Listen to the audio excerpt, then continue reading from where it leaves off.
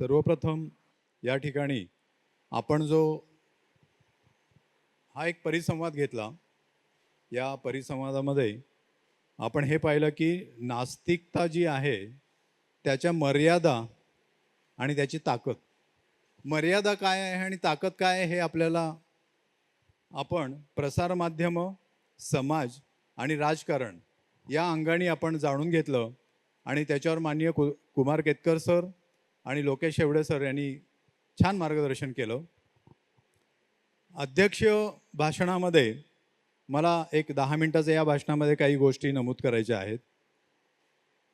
हा परिसंवाद घेण्यामागचं कारण हे होतं की नास्तिकता ही नकारात्मक आहे असं नेहमी म्हटलं जातं. न आणि अस्तित्व, अस्तित्व न मानणारा असं ते नास्तिकत्व असतं. तुमच्यामध्ये जर तुम्ही नकारच देणार असाल आणि तुम्ही सगळ्या गोष्टींना नकारच देत राहणार असाल तर तुमच्याकडे काय आहे? प्रश्न आहे, परत एकदा ऐका. जर तुम्ही नकारच देणार असाल तर मग तुमच्याकडे फक्त नकार आहे का, दुसरं काही नाही आहे का? हा प्रश्न नेहमी सांगितला जातो, विचारला जातो, सगळीकडे नेहमी तुम्हाला अडचणीत आणण्यासाठी सांगितला जातो. तुमच्याकडे जर नकारच फक्त असेल तर मग तुमच्याकडे होकार नसेल, आणि जर होकार असेल तर होकार काय आहे? कोणी सांगू शकेल का? हा, विवेक तुमच्याकडे आहे. हा जो विवेक आहे, हा विवेक तुमच्यामध्ये कसा निर्माण होतो?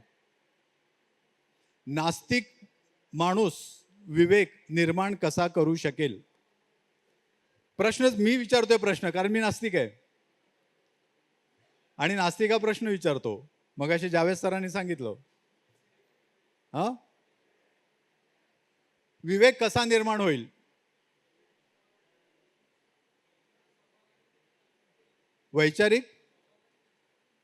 वैचारिक संवाद तर आता सुद्धा झालेला आहे. तिकडे जे आतंकवादी आहेत त्यांच्यातही संवाद होतो, वैचारिक संवाद होतो. येस, हा हा, एक मिनिट हे थोडंसं अध्यक्षीय मी समारोप याच पद्धतीनं करणार आहे, जरा वेगळ्या पद्धतीनं करणार आहे. तुम्ही पण विचार करून ठेवा या गोष्टीचा. विवेकवाद जो तुम्ही म्हणताय, रॅशनॅलिझम, ऍक्च्युली रॅशनॅलिझमला विवेक हा शब्द योग्य आहे का? हॅलो, तुम्ही प्रश्न विचारलात की नास्तिक माणसाकडे काय आहे. नास्तिक माणसाकडे मूर्खपणा सोडून सगळं काही आहे. त्याच्याकडे कला आहे, त्याच्याकडे बुद्धी आहे, विज्ञान आहे. त्यामुळे उलट आस्तिकांना विचारलं पाहिजे की श्रद्धा सोडून तुमच्याकडे काय आहे?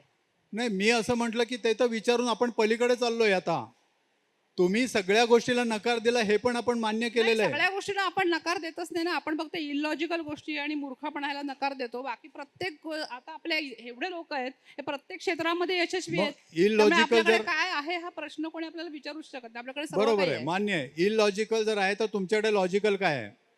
लॉजिकल म्हणजे काय? आपण लॉजिकवरच जगतोय. आपल्याकडे लॉजिकच आहे. म्हणजे कसं जगता? म्हणजे विज्ञानमध्ये आहोत आपण. आपण मी एक विचारतो असं की मेडिटेशन करणं हे लॉजिकल आहे का इलॉजिकल आहे? इलॉजिकल आहे. का? कारण त्याचं काही प्रूफ नाहीये की मेडिटेशन मुळेच तुम्हाला हा फायदा झाला. यासाठी सगळे नास्तिक सहमत आहेत का? नाहीये. सगळे नास्तिक. मेडिटेशन हा आता सगळीकडे केला जातो प्रकार. लक्षात घ्या, नास्तिकांमध्ये सुद्धा मतभेद आहेत. कोणी सांगताय का मेडिटेशनच्या मागे काही लॉजिक आहे किंवा त्याला काही प्रूफ आहे असं काही कोणी सांगताय का? मी पुढचा प्रश्न विचारतो की आयुर्वेदिक ट्रीटमेंट घेणं हे लॉजिकल आहे का इलॉजिकल आहे? होमिओपॅथिक ट्रीटमेंट घेणं लॉजिकल आहे का इलॉजिकल आहे? हा, हॅलो. नास्तिक हा शब्द हा अँटिथिसिस आहे. थिइझमचा अँटिथिसिस एथिइझम आहे. It's not value. Rationalism is a value which includes the morality and humanity. So that rationality should come, number one. Another one thing I wanted, मला जे दाखवायचं होतं की इथं नित्शेचं नाव आलेलं आहे बरं का, की जो शोपेनहावरचा शिष्य आहे. आणि नित्शे आणि शोपेनहावर हे दोघंही फॅसिझम हा पहिला ग्रंथ लिहिणारे 1919 लोक आहेत. मग नित्शे फक्त तो अब्राहमिक धर्म नाकारतो म्हणून नास्तिकांचा आदर्श होतो काय, हा सगळ्यात मोठा प्रश्न आहे. कारण नित्शे, शोपेनहावर आणि सोन्नर सोंटॅक एथिइझम एस्थेटिक्स. आपला विषय प्लीज आपला विषय निश्चय हा नाही आहे. आपला विषय आहे की तुम्ही परत निश्चय हा कसा चूक आहे हे सांगत चाललेला आहात. तुम्ही काय बरोबर आहे हा माझा प्रश्न आहे. आणि त्याचं उत्तर नास्तिकांनी आहे. काय बरोबर असायला पाहिजे, कुठे बरोबर असायला पाहिजे आणि कसं असायला पाहिजे. रॅशनॅलिझमची व्याख्या नको मला. रॅशनॅलिझम हा कसा निर्माण करता येऊ शकेल आणि कसा निर्माण करायचा हे नास्तिकांनी कसं ठरवलेलं आहे. कसं मला बाकी ठरवलेलं आहे व्याख्या सगळ्यांना माहिती आहेत. कसं ठरवता येईल हे सांगेन मी. कसं ठरवलेलं आहे सांगता येत नाही. नाही, कारण मग कोणी ठरवलं माहित नाही. मग तुम्ही रॅशनलिझमची व्याख्या सांगून काही उपयोग नाहीये. नाही मला ते म्हणायचं नाही. मला हे म्हणायचं आहे की man is a rational animal and rationality is coming from the evolution. Man is a rational animal कशावरून नाही म्हणता तुम्ही. आता मग त्याला भाषण द्यावं लागेल ते. आता नाही, मी उदाहरण देतो तुम्हाला. एक मिनिट. उदाहरण देतो. लहान मूल जन्मल्यानंतर असं माती घेतं आणि खातं जन्मापासून. Its rationality. मोठं झालं he wants to know the things. ते वास घेतं, चव घेतं, पण ते माती खातच राहतं ना. हो, पण माती खात राहतं हे त्याला माती समजून घेण्याची गोष्ट आहे. म्हणजे याचा अर्थ काय, ती रॅशनल कृती झाली का. रॅशनल कृती जी आहे ती जन्मापासून मरेपर्यंत ही जन्मताच असते. असं असतं तर सगळेच रॅशनल झाले असते. आणि धर्म आणि देव हा जो आहे तो धर्म आणि देव तो हा आपण नंतर येतो. नाकारला असता. आपण जन्मताच नाकारला असता. बघा हा प्रश्न आहे. बरं का, जन्मतः काहीही नाकारणं आणि काहीही स्वीकारणं या गोष्टी होत नाहीत. Man is made by training.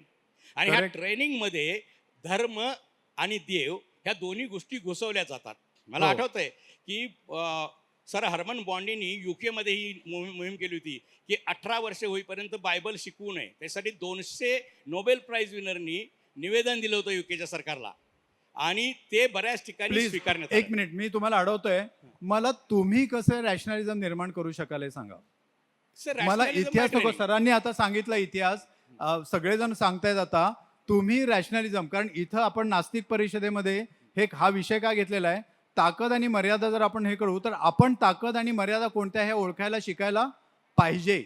आणि जर आपण त्या ओळखायला शिकलो नाहीत तर स्युडो, जसं मगाशी म्हणाले शेवडे सर, की स्युडो नास्तिक तयार होतील. आणि यासाठी म्हणून मला हे हवं आहे की रॅशनॅलिटी ही तुम्ही कशी निर्माण कराल. रॅशनॅलिटी निर्माण करता येते बरं का. आणि इट्स अ येते पार्ट ऑफ कशी? Education. It's a part of education. How. कारण विचार करायला शिकवणं, एक शिक्षक म्हणून मी रॅशनल मुलं तयार करू शकलो 40 वर्ष प्राध्यापक असताना. ह्याचं कारण असं आहे की ती तयार करता येते. प्रश्न विचारायला शिकवायचे असतात. आपल्या शिक्षण पद्धतीमध्ये प्रश्न या ठिकाणी मी विचारायचं आता तत्त्व असतं. बसा तुम्ही. या ठिकाणी मी कन्क्लूड करतो. मला आता या विषयावर परत आपल्याला बोलायचं आहे नंतर आणि आपण याच्यावर चर्चा करणार आहोत. हां, विवेकवाद किंवा रॅशन कशी निर्माण होते म्हणून मला असं वाटतं की सामान्य माणसापासून असामान्य माणसापर्यंत, छोट्यापासून मोठ्यापर्यंत प्रश्न निर्माण होतात, समस्या निर्माण होतात. त्या व्यवहारिक असतील, तात्विक असतील, कसे असतील, त्या सोडवताना आपण रॅशनल बनत जातो. फॉर एक्झाम्पल मागास ते म्हटलं अनेक पॅथी सांगितल्या. मी आजारी पडलो तर मी एखाद्या बुवाकडे जाणे आणि एखाद्या डॉक्टरकडे जाणे याच्यामध्येच रॅशनॅलिटी तुम्हाला डेव्हलप होत जाते ना. यातूनच होते. तुम्ही बुवाकडे गेला आणि तुम्ही बरे नाही झालात आणि डॉक्टरकडे गेला तर बरे झाला तर ती रॅशनॅलिटीचाच अनुभव होऊ शकतो. अशा अनेक प्रसंग. धन्यवाद. जेव्हा या ठिकाणी आता वेळ कमी आहे म्हणून मी पुढे काही बोलणार नाही, प्रश्न घेणार नाही आहे. रॅशनॅलिझम ब्राईट सोसायटीनं नास्तिकतेमध्ये समाविष्ट केलेलं आहे. रॅशनल आथिस्ट अशी भूमिका ब्राईटने घेतलेली आहे. ती केवळ अशी भूमिका नाही आहे की तुम्ही आथिस्ट आहात. रॅशनल हा शब्द पहिला आहे आणि मग आथिइझम येतो. रॅशनल आथिइझममध्ये भूमिका अशी असते की रॅशनॅलिटी ही कशावर उभी असते याचा थोडासा आपण विचार करायला पाहिजे. रॅशनॅलिटी ही 3 गोष्टींवर उभी असते. Science, scientific temperament and logic. ह्या 3 गोष्टी फार महत्त्वाच्या आहेत. आणि या 3 गोष्टी ज्या आहेत यापैकी सायन्स जो आहे तो सायंटिफिक टेम्परामेंटचा बेस आहे, वैज्ञानिक दृष्टिकोनाचा पाया आहे विज्ञान हा. आणि लॉजिक जो आहे तो लॉजिक हा विवेकाचा पाया ठरतो. लॉजिकल एरर्स किंवा लॉजिकमध्ये दोष असणं किंवा लॉजिकल फॅलसी आपण म्हणतो, ह्या लॉजिकल फॅलसीज आणि लॉजिकल दोष जे असतात या दोषाच्या विषयीचं शिक्षण हे आपल्या शिक्षण क्रमामध्ये नाही आहे. कुठल्याही शिक्षण क्रमामध्ये हे शिकवलं जात नाही. विज्ञान शिकवलं जातं, पण विज्ञान एकदा प्रयोग आणि ती पद्धती एकदा सांगितली की त्या पद्धतीमुळे जी आपण एक विचार पद्धती निर्माण करतो ती वैज्ञानिक विचार पद्धती ती निर्माण होत नाही. माणूस विज्ञान मानणारा असू शकतो, पण तो वैज्ञानिक दृष्टिकोनाचा असतोच असं नाही. तीच गोष्ट माणूस हा लॉजिकली जर कच्चा असेल तर तो विवेकवादी होऊ शकत नाही. म्हणजे त्याचा अर्थ लॉजिक आणि सायंटिफिक टेम्परामेंट या 2 शस्त्र जी आहेत ती शस्त्र ही रॅशनॅलिस्ट आथिइझमची मानली जातात. आणि मी नकार देईन सगळ्या गोष्टींचा, म्हणजे मी देवाच्या अस्तित्वाला मी नकार देईन, पण देवाच्या अस्तित्वाला नकार देताना मी हे स्वीकारेन की मी लॉजिकली वागेन आणि मी सायंटिफिक टेम्परामेंट करून वापरेन, म्हणजे वैज्ञानिक दृष्टिकोन वापरेन आणि मी लॉजिक वापरेन. या 2 गोष्टीवर मी जास्त भर देणार आहे का मी नकारच देत बसणार आहे, प्रश्न तुमचा आहे. 2 गोष्टी मी वाढवणार आहे का मी फक्त याला नकार देत राहणार आहे. हा मी इम्पॉर्टंट प्रश्न का विचारतो की गेल्या अनेक 30-35 वर्षामध्ये मी जवळपास 250-300 बुवा पकडले, दरबारात जाऊन बसलो, वेगवेगळ्या देवाधर्माच्या ठिकाणी गेलो. मला असं लक्षात आलं की देवा आणि धर्माच्या ठिकाणीच फक्त त्या ठिकाणीच फक्त स्केप्टिसिझम नाही आहे किंवा त्याच ठिकाणी फक्त नास्तिकता आपण म्हणू शकत नाही आहे. ती विज्ञानाच्या क्षेत्रामध्ये येते स्युडो सायन्स म्हणून, ती वैद्यकीय क्षेत्रामध्ये येते, ती मानसशास्त्रामध्ये येते पॅरासायकॉलॉजी म्हणून, त्याचबरोबरीने ती शिक्षण क्षेत्रामध्ये येते आणि ती जाहिरात क्षेत्रामध्ये येते, आर्थिक क्षेत्रामध्ये येते, ती सामाजिक राजकीय क्षेत्रामध्ये येते, प्रसारमाध्यमामध्ये पण येते, सगळ्या क्षेत्रांमध्ये ती येते. रॅशनॅलिटीचा बेस हा विवेक जो आपण आहे तो आणि त्याचबरोबर वैज्ञानिक दृष्टिकोन हा दोन्ही गोष्टी घेऊन जर आपण पुढे जाणार असू तर मला वाटतं की आपली ती ताकद बनेल. आपली ताकद वाढवायची असेल तर माझ्याकडे या 2 गोष्टी आहेत आणि या 2 गोष्टी मी निर्माण करत जाणार आहे, हे जर मी म्हटलं तर मी खरा रॅशनल आथिइस्ट होणार आहे, अन्यथा नाही. माझ्यामध्ये रॅशनल आथिइझम येणार नाही. माझ्यामध्ये आथिइझम येईल. मगाशी जावेद सरांनी सांगितलं की कम्युनलिझम हा जो भाग आहे तो आणि आथिइझम हा जो भाग आहे तो अगदी व्यवस्थित त्यांनी सांगितला. नास्तिक माणूस हा शोषण करणारच नाही असं नसतं. नास्तिक माणूस हा देव जरी नाकारला तरी तो अन्याय करणार नाही असं नसतं. नास्तिक माणसाला रागच येणार नाही असं नसतं. नास्तिक माणसामध्ये जे आस्तिक माणसामध्ये आहे तसेच त्याचे सुद्धा बिहेवियर असू शकतं, वर्तन असू शकतं. पण तुम्ही रॅशनल झालात तर तुम्ही नास्तिकतेला अर्थ प्राप्त करून देता आणि रॅशनल आस्तिक असू शकत नाही. त्याचं कारण हे आहे की रॅशनल आथिइझम किंवा विवेकवादी जो आपण म्हणतो की विवेकवादी देव मानणारे आस्तिक हे जे असतात मुळात देव मानणं हेच इररॅशनल आहे. म्हणून देव मानणं जर इररॅशनल असेल तर आस्तिक हा देव मानणारा असू शकत नाही जो रॅशनल म्हणावला जातो.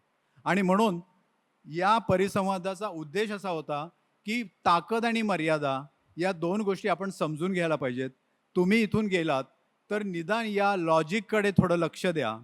तुम्ही इथून गेलात तर वैज्ञानिक दृष्टिकोनाकडे लक्ष द्या आणि ते वाढवायचा प्रयत्न करा. आता नकार द्यायचं तर चालूच ठेवा, मी ते थांबवा असं नाही म्हणणार, ते तर चालूच ठेवा. ते नाही असं ठामपणे पण म्हणा, त्याच्यामध्ये दोष कोणते आहेत हे पण सांगा.